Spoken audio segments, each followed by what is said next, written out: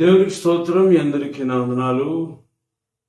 క్రీస్తునందు ప్రియ సోదరి సోదరులారా, మరి యొక్క శ్రేష్టమైన సమయంలో యోహాను సువార్త ధ్యానాల కొరకు ఇలాగున మీతో కలుసుకోవడం సంతోషంగా ఉంది. అందును బట్టి ప్రభువుని స్తుతిస్తున్నాను. హల్లెలూయా. సోదరి సోదరులారా, యోహాను సువార్త 15వ అధ్యాయం 2వ వచనాన్ని మనం ధ్యానం చేస్తున్నాం. ఫలించని ద్రాక్ష తీగకు ఏం జరుగుద్దో అది కొంతకాలం రైతు ద్వారా లేదా తన వ్యవసాయకుడి ద్వారా శుద్ధి చేయబడినప్పటికీ, కత్తిరించబడినప్పటికీ, ఫలాల కోసం సాధ్యమైనంత వరకు ప్రయత్నం చేసి ఆ తీగ ద్రాక్షావళిలోదే కాబట్టి సోదరులరా, దాన్ని కాలం అయిపోయే వరకు, the end of the crop, before to remove are before the second advent of the Lord Jesus Christ, the next crop beginning, it has been tolerated by the farmer who is take care that vinod, ఆ ద్రాక్ష తోటను సాగు చేసే ఆయన రైతు, వ్యవసాయకుడు ఆఖరి వరకు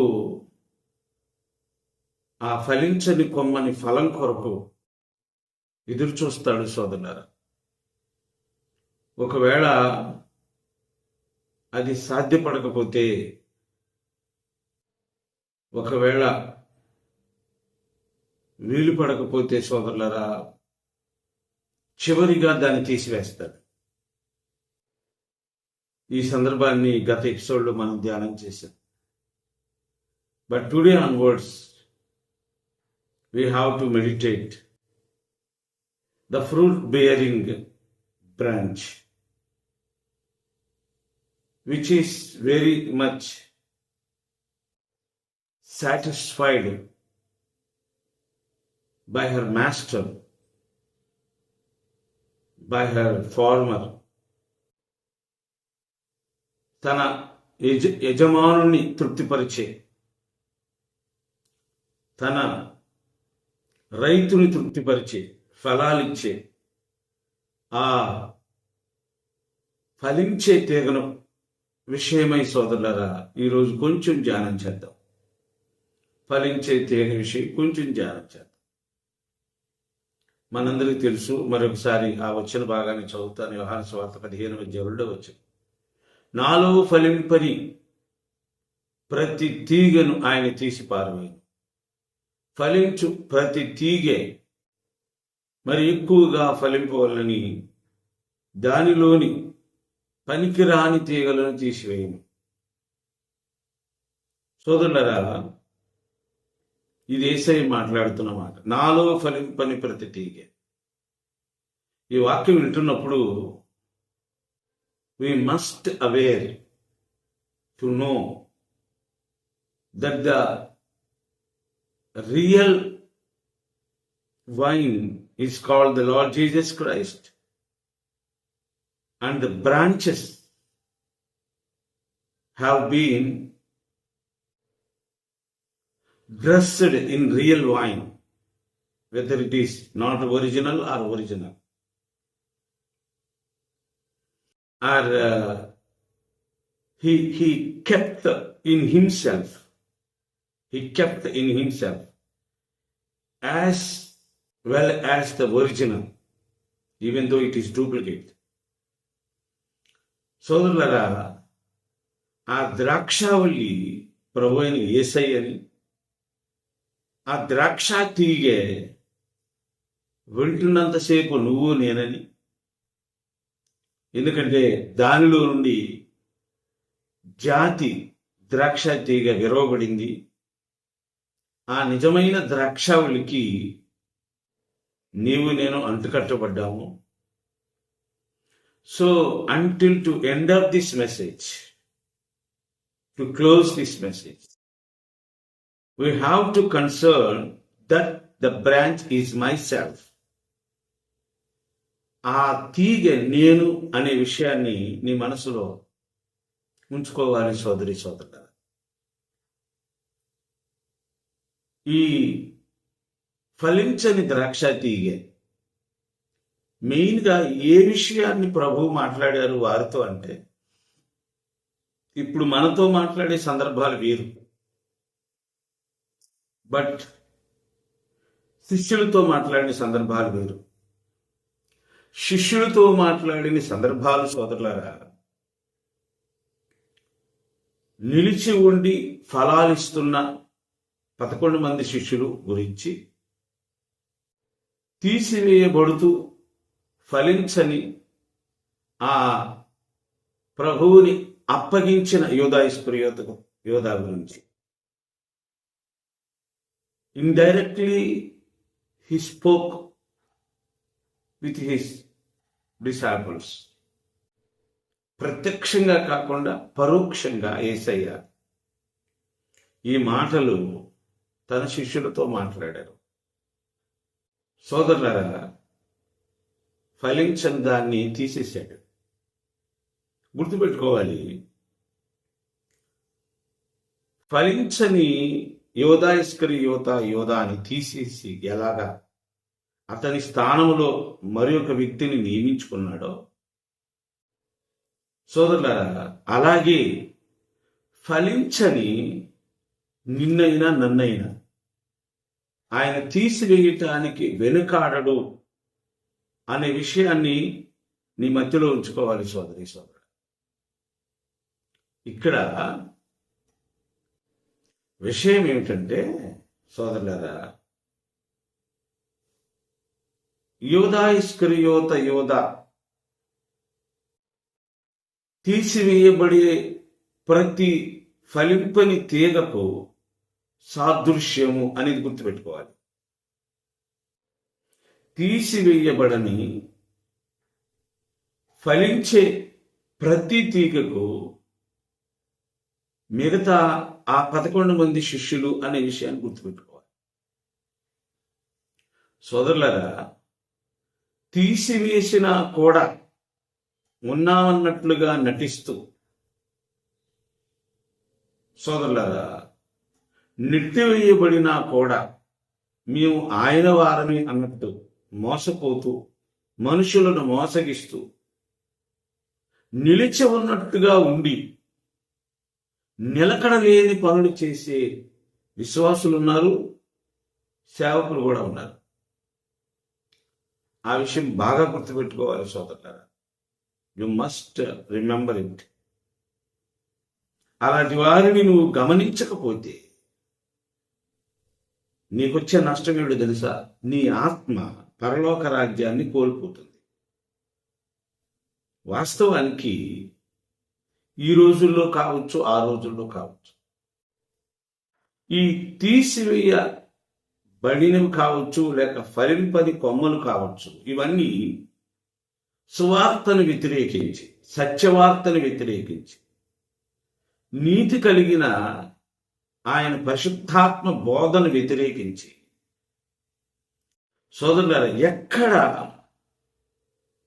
తమ చెడ్డ ఫలాలను గురించి, తమ ఆత్మలకు ప్రాణాలకి ఎక్కడ కాని బ్రతుకు బ్రతికినా కూడా గద్దింపులు కలగవు, అలాంటి చోటకి ఈ తీసివేయబడిన, పెరికివేయబడిన తీగలన్నీ పురోగపడతాయి. మీ అందరికి తెలుసు, క్రైస్తవులైన వాళ్ళకి చాలా మందికి తెలిసిన విషయం ఏంటంటే, సోదరులారా ఒక పెద్ద సంఘం ఉంటుంది, దానికి ఒక పెద్ద నాయకుడు ఉంటాడు. ఉదాహరణకి ఫెలోషిప్ దేవసాయం గారు కావచ్చు, లేదా పెంతెకోస్తుకి పిఎం శామ్యూల్ గారు కావచ్చు, బైబిల్ మిషన్కి దేవదాసయ్య గారు కావచ్చు, ఏసన్న, ఓసన్నకి ఏసన్న గారు కావచ్చు, ఇలా పెద్ద పెద్ద నాయకులు సంఘం ఒకటిగా ఉండాలని కడతారు సోదరులారా. కానీ మధ్యలో ఈ ఫలింపని కొమ్మలన్నీ, ఆ ద్రాక్ష తీగలో ఉన్న, ఆ నిజమైన ద్రాక్షావళిలో ఉన్న ఈ ఫలింపని కొమ్మలన్నీ సత్య బోధకు లోబడటానికి ఇష్టపడక, నీతి కలిగిన బ్రతుకు బ్రతకటానికి ఇష్టపడక, అపవిత్రమైన జీవితాన్ని జీవిస్తూ, సోదరులరా, ఈ కొమ్మలన్నీ ఆ ముఖ్యమైన కొమ్మ నుండి విడిపోయి ఒకచోట ప్రోగుపడతారు సోదరులరా. ప్రోగుబడి వాళ్ళకి సరిపోయిన ఒక పనికిరాని, పనికిమాలిన, నీతి, త్యాగము, పరిశుద్ధత, పిలుపు లేని వాడిని, అంటే ముళ్ళ చెట్టుని అధికారిగా పెట్టుకొని ఆ ముళ్ళ చెట్టు చేతే కాల్చివేయబడడానికి మేము కూడా ప్రభువులో నిజమైన ద్రాక్షావళిలో అంటు కట్టబడి ఉన్నాము అనే దానిని సోదరులారా భావించుకొని ఇతరులను మోసగిస్తూ ఇలా ప్రవర్తిస్తూ ఉంటారు సోదరులారా. ఈ విషయాలు ఖచ్చితంగా గుర్తుపెట్టుకోవాలి. వీళ్ళందరూ కాలాంతమందు, అంత్యదినాల్లో ప్రోగు చేయబడి అగ్నిగుండంలో వేయబడతారు. These are all should be stand a front of a great throne, the great throne, to judge them and punish them by the Most High God, who is the Father God of the Lord Jesus Christ. ధవళ సింహాసనం మీద నిలబడి వీళ్ళందరూ లెక్క అప్పచెప్పి వారి లెక్కకు తగినట్లుగా శిక్షను భరించడానికి నరకాగ్ని గుండంలో వేయబడతారు. గుర్తుపెట్టుకోండి, ఫలింపని ప్రతి తీగను ఆయన తీసి పారేస్తాడు. కంచెగల తోటలను వంటలేదు, నీతి కలిగిన బోధ ఎక్కడైతే పరిశుద్ధాత్మ దేవుడు బోధిస్తున్నాడో అక్కడ నువ్వు నిలబట్టం లేదు. అభిషేకించబడిన వాడి దగ్గర, పిలవబడిన వాడి దగ్గర, దేవుడు కోరుకున్న వాడి దగ్గర నువ్వు నిలబట్టం లేదు అంటే నీ కొమ్మకు ఫలాలు లేవు. నువ్వు ఒక ఫలించని, అంటే మారు మనసుకు తగిన ఫలాలు లేని ద్రాక్షావళిలో నిలిచి ఉన్న ఫలింపని కొమ్మవి. ఖచ్చితంగా నిన్ను తీసేస్తాడు ఆయన. ఒకవేళ తాత్కాలికంగా నీకున్న జ్ఞానంతోనో, సాతాను మనుషుల సహవాసం వారి జ్ఞానంతోనూ, తాంత్రిక మాంత్రిక కుయుక్తి కలిగిన సాతాను జ్ఞానంతోనూ ఒకవేళ నీవు ప్రస్తుతానికి భద్రపరుచుకుంటున్నావేమో. కానీ గుర్తుపెట్టుకో, సర్వశక్తుడైన దేవుని చేతిలో నుండి తప్పించుకోవడం ఎవడి వశం కాదు. Nobody can escape from the mighty hand of the Father God, Heavenly Father, the Most High God, Elohim, El Shaddai, Jehud. He should judge you. నీకు ఆయన తీర్పు తీరుస్తాడు. అయితే సోదరి సోదరులారా, ఇది ఫలించని కొమ్మ యొక్క సారాంశం.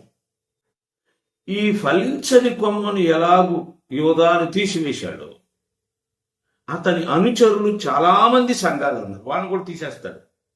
But the time is at hand అంతే. అయితే ఫలించే కొమ్మలు ఉన్నాయి చూసారా సోదరులారా, ఆయన యందు వేరుపారి దేవదారు వృక్షములు వంటి వారిగా మారతారు వీళ్ళు. హల్లెలూయా. సోదరులారా, దేవుడు అన్యాయస్తుడు కాదు. ఫలించని వాటిని తీసివేసి ఫలించే వాటిని పట్టించుకోకుండా ఉండే దేవుడు కాదు. అసలు ఫలించని వాటిని తీసివేసిందే ఆ ఫలించే వాటిని ఎక్కువగా ఫలింపు చేయటానికి, to more produce the fruits, the good fruits, delicious fruits, మధురమైన ఫలాలు మరి ఎక్కువగా ఫలించడానికి ఈ ఫలించని వాటిని తీసివేస్తాడు. సోదరులారా, ఈ ప్రాచీన కాలంలో ద్రాక్ష తీగలు భూమి మీదే అల్లించేవాడు. వాళ్ళకి అంత జ్ఞానం లేదు, నాగరికత తక్కువైంది కనుక భూమి మీదే అవి అలాగే అల్లుకొని ఆ ద్రాక్ష గుత్తులు దిగేవి, దిగుబడి.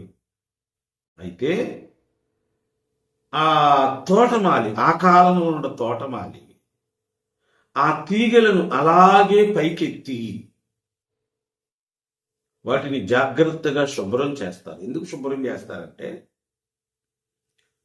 ఈ ద్రాక్ష తోటకి బురద ప్రమాదం కూడా ఉంది. వరదలు రావచ్చు, వానలు రావచ్చు, బురద కొట్టుకొని రావచ్చు పైనుండి, ఆ పై ఎత్తులో ఉన్న బురద.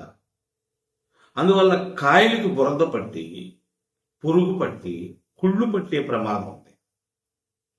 అందుకని వాటిని పైకెత్తి జాగ్రత్తగా శుభ్రం చేస్తారు. ఈ క్రమంలో సోదరులారా, ఈ ఫలించని కొమ్మలు కూడా చాలా అడ్డమైపోతుంటాయి అవి శుద్ధి చేయటానికి. అందుకు కూడా కొన్నిసార్లు ఫలించని వాటిని ఆయన తీసేస్తాడు. కొన్ని బాగా ఫలించడానికి కత్తిరిస్తాడు. ఇక ఇవి ఫలించవు అనుకుంటే వాటిని తీసివేస్తాడు సోదరులారా.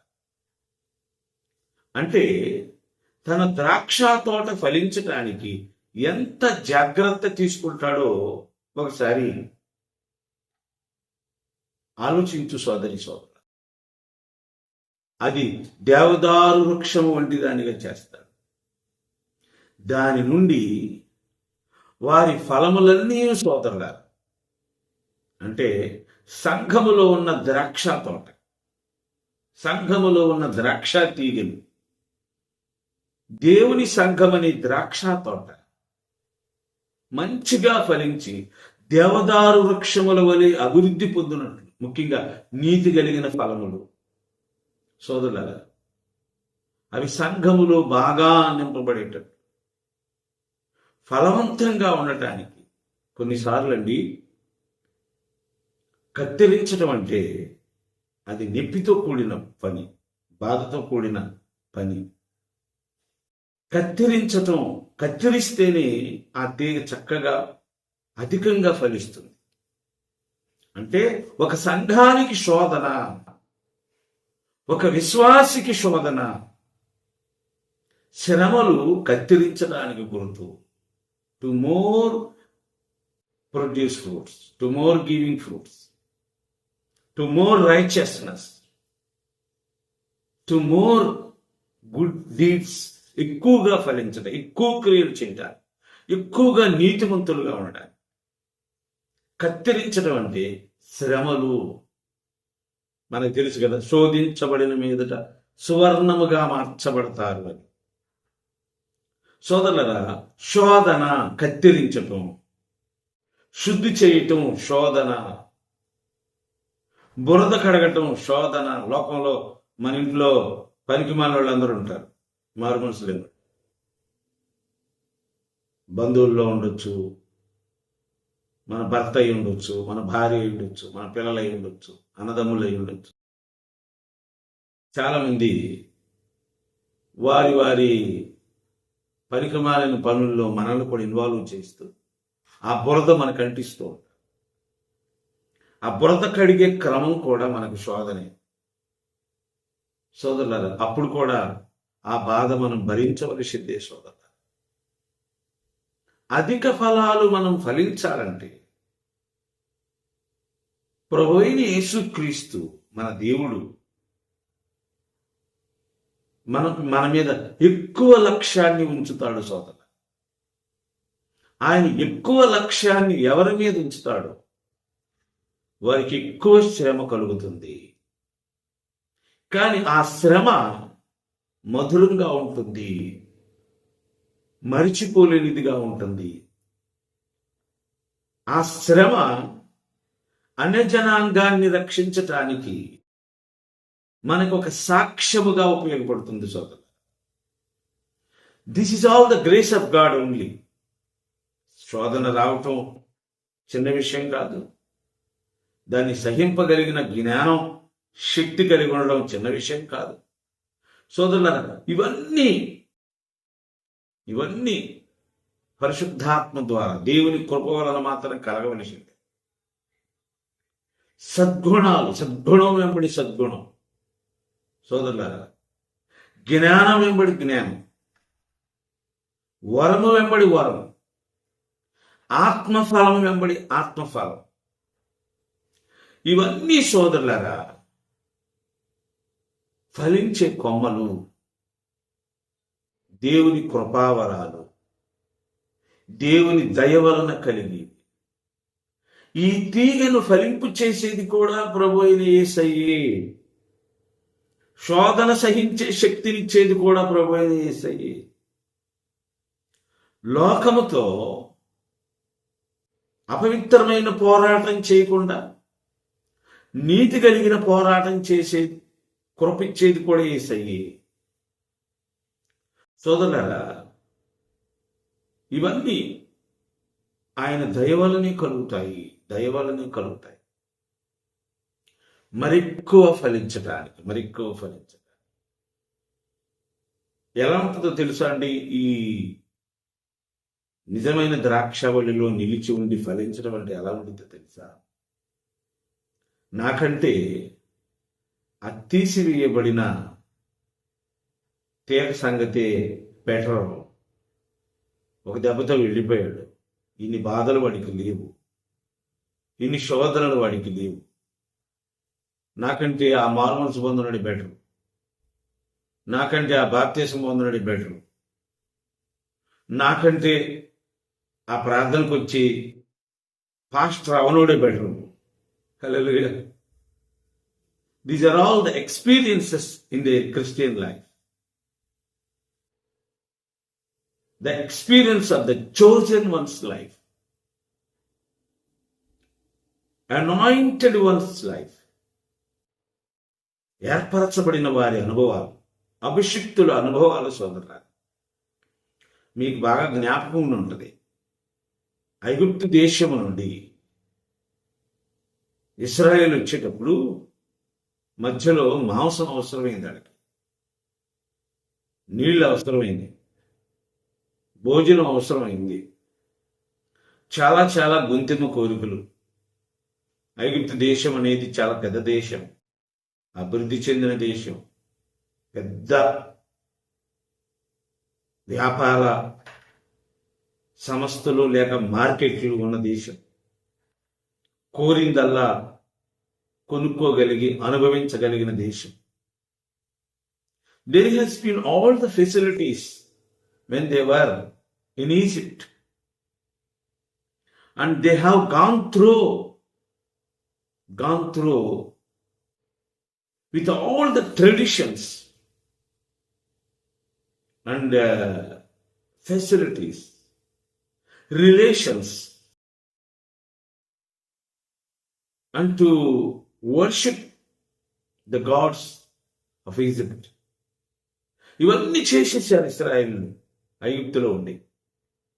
అన్ని విలాసాలు అనుభవించారు, అన్ని రకాలైన ఆహారాలు తిన్నారు. అది నిషేధించబడకపోయినా ధర్మశాస్త్రం ఇచ్చిందాక ఏది నిషేధం కాదో ఇశ్రాయేలుకి తెలియదు. ఆ తర్వాత ఐగుప్తు దేవతల ఆరాధన కార్యక్రమం కూడా వీళ్ళు చేశారు. దూడను ఆరాధన చేయటం వాళ్ళ ఆచారమే. సోదరులారా, కానాను వెళ్ళిన తర్వాత కూడా వాళ్ళ ఇళ్లలో విగ్రహాలు ఉన్నాయి. క్రీస్తునందు ప్రియ సోదరులారా, ఇలాంటి అనుభవాల గుండా వచ్చిన ఆ ఇశ్రాయేలీలు ఆ తర్వాత శోధించబడ్డారు. ఎందుకు శోధించాడు ప్రభు అయిన దేవుడైన యెహోవా అంటే వారిని సువర్ణంగా మార్చటానికి. వారిని కత్తిరించాడు అంటే శుద్ధి చేశాడు. శ్రమ.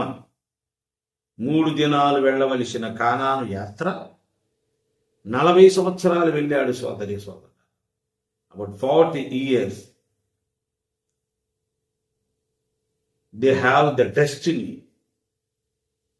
what God promised them. They went to the promised land about after 40 years. Most of the warriors and men, women started from the Egypt had been gone away, passed away in the wilderness of Sin. ఐగుప్తు నుండి ప్రారంభమై వచ్చిన ఆ బలవంతులు, పురుషులు, స్త్రీలు, ఆ తరము వారు ఒక యెహోషువ, కాలేబులు తప్ప ఆ తరము వారందరూ అరణ్యములో రాలిపోయారు. దేవునిని శోధించి వారి వారి ఇష్టమైన కోరికలు, అలవాట్లు, ఆచారాల ద్వారా శోధించబడి. కనుక సోదరులారా అవసరం లేని వాటిని దేవుడు తీసేస్తాడు. It's a little bit of logic to know, very easy. పెద్ద విషయం ఏమి లేదు అక్కడ. ఫలించే దానిని మనం ఎలా ఉంచుకొని ఫలించని దానిని ఎలా తీసివేస్తాం, అలాగే జరుగుతాయి. ఎక్కడ దాకా ఎందుకండి, మనిషి ఒక పిల్లవాడు, ఒక కూతురు వారసుడు లేకపోతే సోదరులారా, భారతదేశ సంస్కృతి ప్రకారం వేదమంత్రాల సాక్ష్యంగా వివాహం ఆడిన స్త్రీలను విడిచిపెట్టడం లేదా? లేక బైబిల్ వాగ్దానాల ఆధారంగా వివాహం చేసుకున్న స్త్రీలను విడిచిపెట్టడం లేదా? లేదు, ఖురాను ఆధారంగా వివాహం చేసుకున్న స్త్రీలను విడిచిపెట్టడం లేదా? ఇంకా విడ్డూరమైన సంగతి ఏంటంటే, అమ్మాయి పుట్టినా కూడా స్త్రీలను విడిచిపెట్టే ప్రబుద్ధులు లేకపోలేదు. లిటిల్ బిట్ ఆఫ్ లాజిక్, పెద్ద విషయం కాదు. ఒక మనిషికి ఇలాంటి స్వభావం ఉంది అంటే సోదరులారా, మరి దేవుని స్వభావం, మనం ఆయన పోలికలోనే చేయబడ్డాగా. గుర్తుపెట్టుకోండి, జాలి, దయ, కనికరము, కరుణ, కటాక్షములు లేకుండా ఎలాగైతే దేవుడు వివాహము ద్వారా నీ భార్యను ఆఖరి వరకు ప్రేమించి దానిని ఏలుబడి చేయమని అవకాశం ఇచ్చినా నువ్వు కఠినంగా ఉంటున్నావంటే, ఫలించని కొమ్మవైన నిన్ను తీసివేయటానికి ఆయన మరి కఠినంగా ఉండొద్దా? Just concern this little bit of logic. చిన్న విషయాన్ని ఆలోచించే సోదరి, మనం మాట్లాడుకుంటుంది ఆత్మ సంబంధమైంది. భార్యాభర్తల విషయం అక్షరానుసారం, శరీరానుసారం అయితే సంఘములో ఆత్మ సంబంధమైన ఫలాలు ఫలించాలి. గలతీయులకు రాసిన పత్రిక 5:22 ప్రకారం మీరు చదువుకోండి. తర్వాత శరీర ఫలాలున్నాయి, ఆత్మ ఫలాలు. ఫలించకపోతే నువ్వు పెరుకువేయబడేది గ్యారెంటీ. ఫలిస్తే నువ్వు వేరుపారి లోతుగా శాశ్వతంగా ఫలించి నిలబడే అవకాశం 100% ఉంది సోదరి. You will have eternal life. నిత్య జీవం ఉంది నీకు, నిత్యరాజ్యం ఉంది నీకు. నశింపు లేదు నీ ఆత్మకి. ఫలించేదాన్ని ఎవడు వదులుకుంటాడు? ఒకసారి నీ శరీర పరిశుద్ధత ద్వారా నీ ఆత్మని ఫలింప చేయగలిగితే it has been everlasting life. It belongs to the everlasting life for ever and ever. మంచిది సోదరులారా, మరొకసారి మరొక భాగంలో కలుసుకుందాం. అందాక సెలవు. దేవుడి మాటలు దీవించి ఆశీర్వదించును గాక. మీ అందరికీ వందనాలు.